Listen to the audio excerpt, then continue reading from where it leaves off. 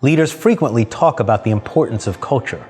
But when it comes to creating a high-performance culture, most initiatives become a huge science project and ultimately fade without much impact.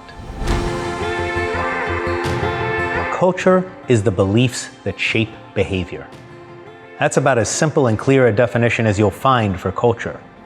And it establishes a shared understanding of how we operate, behave, how we interact with each other, our standards for performance, and just as important, what we don't do. In too many cases, those company values are little more than artwork.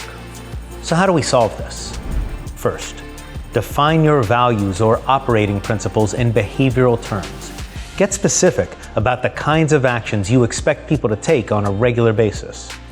And that may be a specific level of responsiveness, the way you consider customers in all decisions, or the importance of separating business problems from personal issues.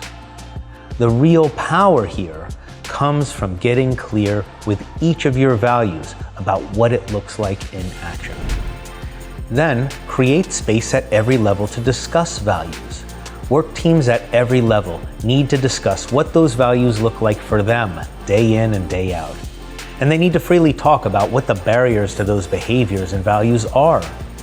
Working with those values and using them to solve problems, deal with challenges, and address opportunities is what makes them real.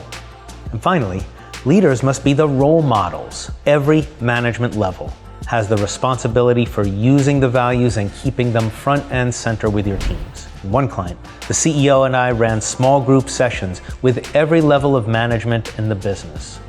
Our message was clear: you are the program. In other words, this is not some grand corporate initiative. The change has to come from leaders as role models of these values in action. The combination of these three items will create a high-performance culture that enables growth across the entire organization.